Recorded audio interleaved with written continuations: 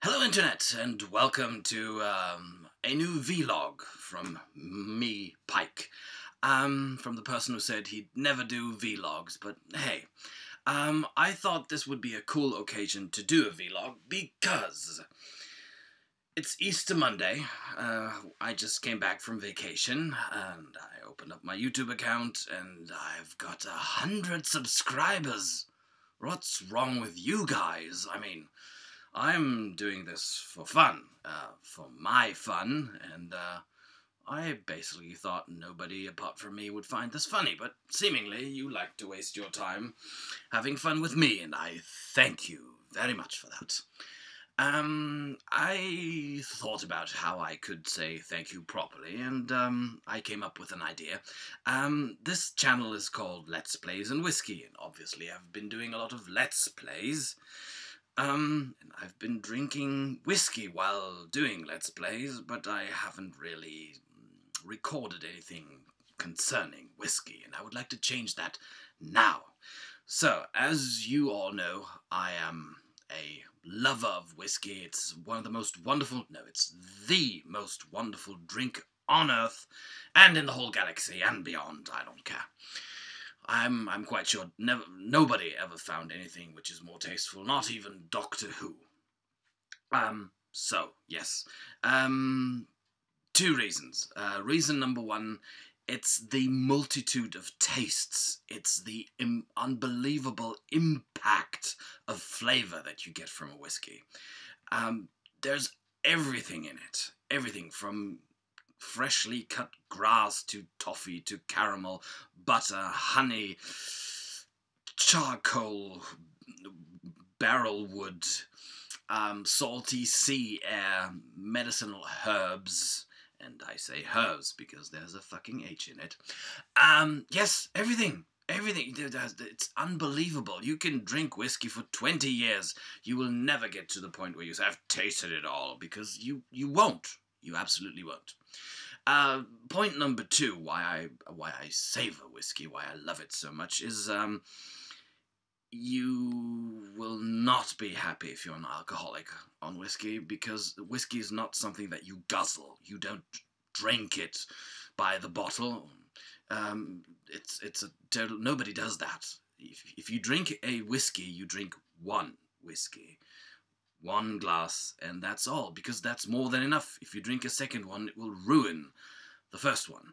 If you drink a different one, it will ruin the tastes of the first one. So it's basically, it's one glass per evening, if at all, and you should have at least 2 hours of time. You can combine it with a pipe or a good cigar, no cigarettes, or a piece of chocolate, a good one. Naturally, nothing cheap.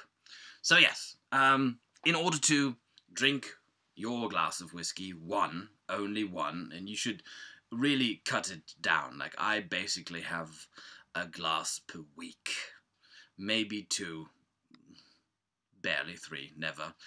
So one glass per week is usually what you do. That's why people have so large whiskey collections, if they're whiskey drinkers, because it takes ages to actually get a bottle empty. Now, there are two types of glasses that you can use. So one of them is the famous tumbler. This is quite a funny one, because tumblers are usually used for American whiskies, Canadian whiskies, or Kentucky whiskies. But this is from Dimple, which is a Scotch blend. Not a bad one, but they seemingly think that you should use this kind of glass to enjoy their whiskey. Don't. Let's say this kind of glass is okay. As you can see, it's round and quite large because people tend to put ice in it. Let me tell you something about ice. Don't. Do not. Never. Let me rephrase that. If you live in Texas, or Mississippi, or Alabama, or Louisiana, or South Africa, and the jungle of Brazil, or in southern India, and it's high noon, and it's blazingly hot, you can't take it anymore, and you need a really cold, good drink. Alright. Ice. I'll go with that. Accepted. But apart from that, Ice destroys a lot of the multitude of tastes which are in there. So, yeah. Sometimes when I'm in the mood, I do this, and I add a splash of soda sometimes, but I usually drink whiskey pour, so without any addendum. But if a little bit of water, it sometimes unlocks new layers of taste, but it also waters down other layers of taste, so yes. What I like to use is this. It's a so-called nosing glass. This one is from Glenrothes. It's much better, because even better than drinking the whiskey is smelling it. I've seen whiskey connoisseurs who've been doing and you let your nose relax, and then you go again, because through the smell you will get a lot of the tastes which are actually not in the fluid as such. If you drink it, it's not on the palate, but it's in the nose.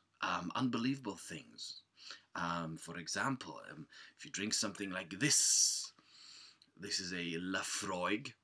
Don't know if you can see it. Put it here. Laphroaig. It's a single Islay, or actually it's called Islay or Islay.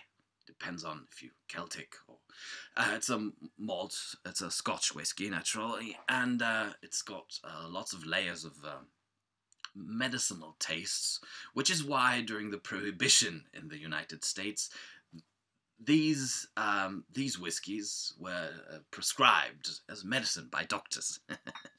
Yes, cheeky bastards. So yes, use a nosing glass. It's excellent. So, concerning whiskies, if you're new to the stuff, you don't have to buy a big bottle and then find out, oh, that's not to my taste. There are these miniature things, like this one. You can buy them for small money. This, for example, is a Linkwood from 1990. Yeah, it's a nice little thing. Signatory vintage. I mean, this is a more expensive one, but you can get cheap ones for, I don't know, 10, 15 bucks. Even less. And then you can try the whiskey and see if you like it or not. Now, I am usually a bourbon drinker. I'm leaning towards Kentucky bourbon because I just love the taste. And there are excellent bourbons. My favorite being Rebel Yell, which is why I can't show it to you, because the bottle is miraculously empty once again. It's great. It's so sweet, buttery, but with an inkling of pepper in it. It's fantastic. But there are others, like one of my very favorites. And I know many Americans will go, really? We don't know this whiskey. Oh, really? That's a Kentucky bourbon, or it's a good Kentucky? It is. This is Four Roses. It's not the standard Four Roses, which is a good whiskey, but this is the single barrel Four Roses. It's wonderful, which is why it's almost empty, as you can see. Get a new one. Yes, it's great. It's great, but there are others out there. Great bourbons like Buffalo Trace, Maker's Mark, Wild Turkey is unbelievable. So the single barrel, the reserve is the best bourbon out there, really. But there are others. I know that people usually go like, yeah, Jim Beam is like this big multi-corporation, but it's a good whiskey. Not the white one is kind of boring a little bit, but there's the green one, for example. This one. Excellent stuff. Or if you can get your hands, for example, on, what have we got here? This is the birthday edition. It's gold. Great. Get it. If you can, get it. Get your hands on it. Yeah, bourbon. Great stuff. The Kentucky bourbon is, of course, from Kentucky. But there are exceptions which would also be called bourbon, like Virginia Gentleman. Which is empty at the moment, or I left it. I don't know. I didn't bring it. But yes, it's a great whiskey. I don't have any Canadian whiskies because I usually find them to be a little light on the palate. I don't like in the aftermath is well. There's a Canadian whiskey called Gimli, which is kind of funny. Has nothing to do with the dwarf, but I've found that to be quite enjoyable. But yeah, going forward, next to Kentucky is Tennessee, and Tennessee whiskey is not a bourbon, not a Kentucky bourbon, surely, but it's a Tennessee whiskey. Now, there are only two distilleries left in Tennessee. One of them is George Dickel, which is an excellent Tennessee whiskey. And then there is this abomination. You all know it. Jack Daniel's Old Number 7. I always get angry when I see that because it's a fraud. Do not buy it, do not drink it, do not give a single cent or penny to this company. Maybe I should explain this.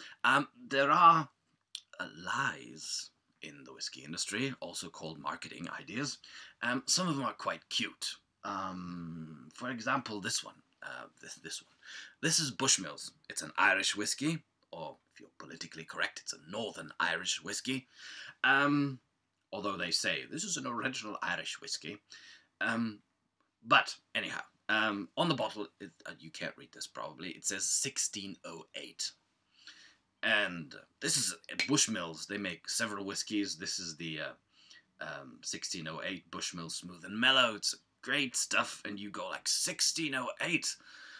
Whoa, Bushmills is like the oldest distillery on earth. But naturally, this number is fake. Because 1608 was the first written proof of whiskey being made in that area. Has nothing to do with the Bushmills distillery, which was built somewhat later. So, yes, nice one, Irish guys, but yeah. There are, by the way, Irish whiskey, there are 3 distilleries left, if I'm not mistaken. There's Middleton, there's Bushmills, and I've forgotten one.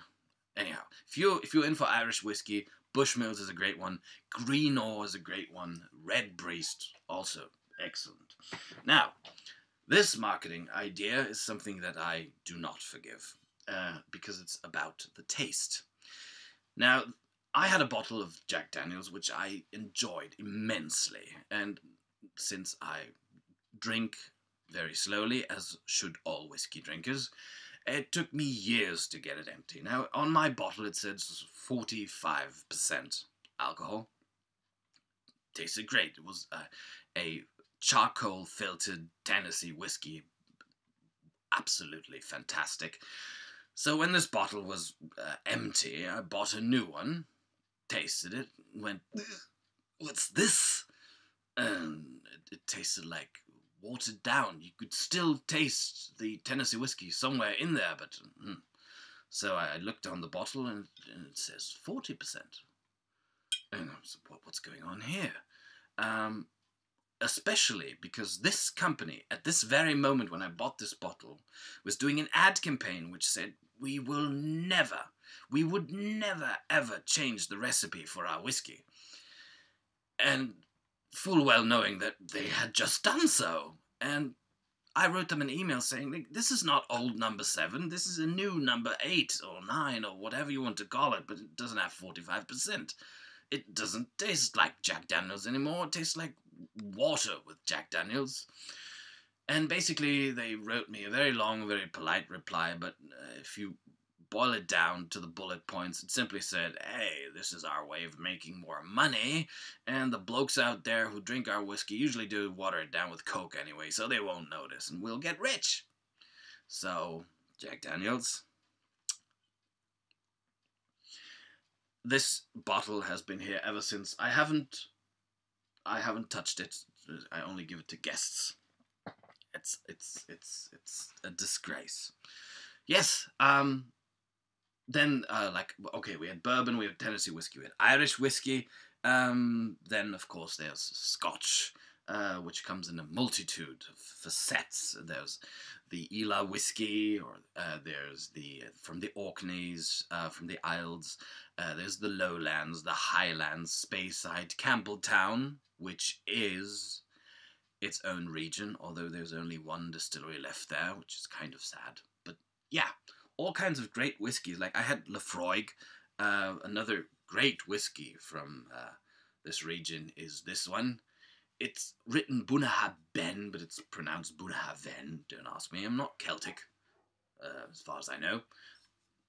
Great, very salty. You can taste the sea, the salty air. Yeah, it's a great malt whiskey, and of course, many of them have the peaty taste in it because of the way they handle the grain. Because whiskey is made of grain, all sorts of grain. There is wheat, there's barley, there's rye. Oh, rye, by the way. Rye whiskey. This, for example, is a wild turkey rye. You should try it. 101 US proof. It's an excellent rye whiskey, because usually bourbons are made of corn or maize. Like 51% of it is corn. But some even go further. Like, for example, this is a Mellow corn whiskey that's corn only. It's unbelievable. It tastes different. If you smoke a pipe with it, it should be a corn pipe, maybe. All right, and yeah, and and by the way, not only these standard countries, well known, make whiskey. Take a look at this. It screams Bollywood at you.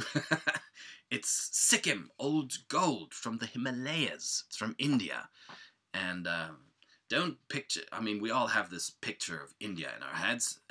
You shouldn't.